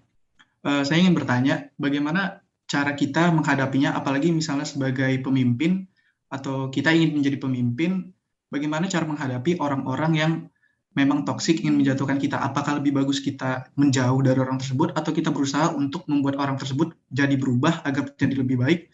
kita berikan pemahaman, atau memang ada orang-orang memang seperti kayak toksik sih Pak, susah untuk berubah, atau bagaimana Pak? Saya lebih ke cara sih, nanya untuk caranya. Baik, terima kasih Pak. Ya, yang harus kita ingat adalah kita tidak bisa mengubah orang lain. Kita tidak bisa mengubah orang lain. Yang bisa mengubah adalah diri mereka sendiri. Dan orang lain juga nggak bisa merubah diri kita, kecuali kalau kita mau berubah dari dalam diri kita. Maka yang kita bisa lakukan adalah ketika kita bertemu dengan orang-orang yang misal toksik gitu, udah ketika rapat bukannya membangun situasi atau kondisi yang lebih baik, tapi malah menjatuhkan dan lain sebagainya, yang kita bisa lakukan adalah berkomunikasi. Komunikasi itu kita sampaikan apa yang kita rasakan, tapi dengan cara yang lebih bijak. Kita sampaikan bahwa ya apa yang dia lakukan itu tidak membangun harmonisasi organisasi, misal seperti itu. Jadi disampaikan saja. Kalau dibilang lu suuzon aja, lu negatif thinking aja, ya tinggal Kak Timothy aja buat list berapa kali dia buat misal ya buat statement yang menjatuhkan dan sebagainya. Jadi bukan suuzon, tapi memang bukan negatif thinking, tapi memang sudah ada faktanya. Komunikasi. Kemudian apakah kita harus kita jauhkan dan kita pecat saja? Bagi seorang pemimpin yang baik, kalau dari sisi pemimpin itu menjadi salah satu pembelajaran bahwa saya harus belajar nih bagaimana caranya untuk bisa menaklukkan orang yang toksik, bahkan bisa berubah jadi bukan orang yang toksik tapi bisa menebar positivity. Nah, maka itu menjadi motivasi untuk belajar lagi bagi seorang pemimpin, bukan untuk menjauhkan dia dari lingkaran organisasi kita, tapi bahkan kita bisa memberikan banyak cara mungkin. Misal kalau orang tersebut memang banyak nyinyir tapi nggak kerja, ya misal kita berikan langsung. Misal kalau saya jadi ketua panitianya, saya yang langsung memberikan amanahnya secara sederhana, amanah atau ya tanggung jawab yang sederhana tapi bisa dikerjakan oleh dia. Kita ingin langsung berikan dia tanggung jawab dan kita sampaikan harapan kita bahwa dia bisa mengerjakan tersebut. So, ini salah satu level kepemimpinan yang memang levelnya lebih tinggi ya, bukan hanya menggunakan perasaan tapi dia memang menggunakan spirituality-nya. Spirituality bahwa menganggap setiap manusia bisa berubah dan kita bisa berikhtiar untuk melakukan itu. Seperti itu ya Kak. Ini jawabannya panjang. Sepertinya saya harus merekomendasikan buku. Bukunya banyak sih. Ada yang John Maxwell juga. Ada buku 5 level kepemimpinan. Kemudian ada Wall Leadership juga. Bukunya Herman Kartajaya. Itu juga bagus untuk dibaca juga.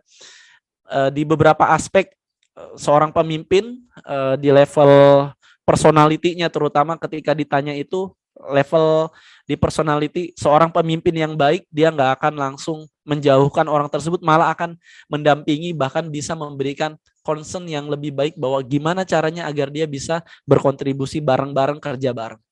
Gitu ya Kak, mudah-mudahan nggak puas nanti bisa beli bukunya.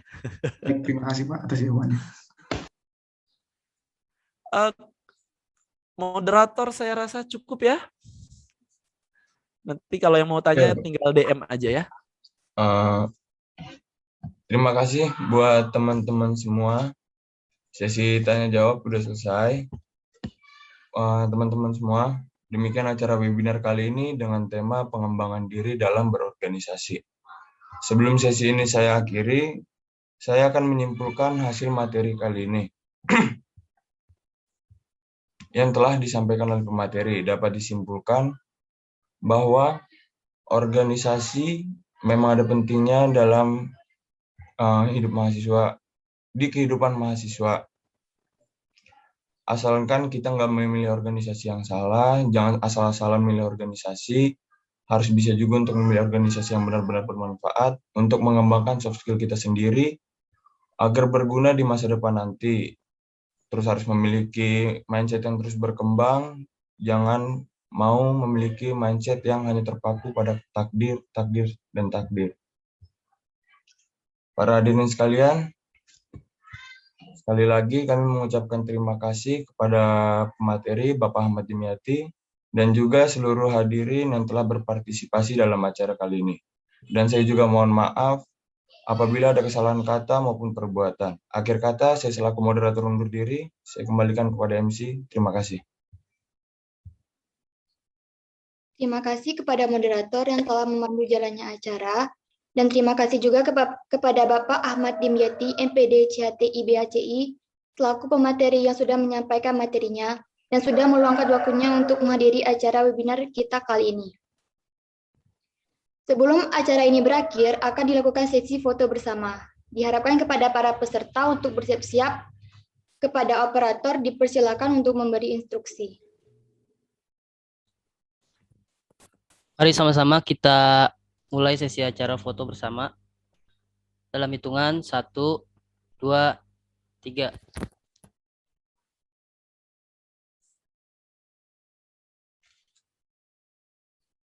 Sudah. Acara hari ini pun telah selesai dilaksanakan. Tibalah saatnya kita di penghujung acara yaitu penutup. Sebelum acara kami tutup, perkenankan saya untuk menyerahkan e-sertifikat secara simbolis kepada Bapak Ahmad Dimyati, MPD CHTI BACI, selaku pemateri.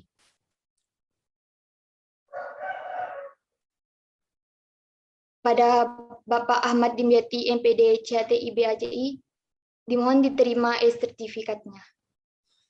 Baik, saya terima. Ini udah kayak ijab sah lagi ya. Ya, saya terima sertifikat ini sebagai pembicara dalam webinar pengembangan diri di acara teman-teman Himpunan Mahasiswa Akuntansi Universitas Gunadarma. Dan yang saya ingin sampaikan ke teman-teman terakhir ini adalah seandainya, walaupun nggak boleh mengandai-andai, tapi seandainya saya bisa kembali lagi seusia teman-teman semuanya ketika masih kuliah S1, saya ingin lebih banyak ikut program, beberapa banyak program yang ada di kampus, misal ada di pemerintah, ada program-program yang bisa membuat saya lebih baik lagi. Ada Indonesia Next yang tadi saya sudah sampaikan, itu sangat bagus juga dari Telkomsel, ada lagi dari mungkin BUMN dan seterusnya. Maka selagi teman-teman masih kuliah, masih muda, maka jangan pernah ragu untuk mengembangkan potensi teman-teman semuanya. Jangan sampai nanti di usia tua teman-teman semuanya menyesal, kenapa saya nggak ikuti kata-kata Pak Adim, kenapa saya nggak ikuti kata-kata ibu saya, kenapa saya nggak ikuti kata-kata orang tua saya terlalu keras kepala, dan akhirnya saya hanya bisa seperti ini saja. So, hidup ini hanya sekali, hiduplah yang berarti dan berprestasi. Terima kasih banyak. Mohon izin untuk live ya teman-teman semuanya. Terima kasih Baik, banyak. terima kasih banyak Pak. Oke, teman-teman semuanya. Banyak, Pak. Semoga bisa jumpa di lain waktu, Pak. Oke, terima kasih semuanya, teman-teman semuanya. Izin live. Assalamualaikum. Waalaikumsalam.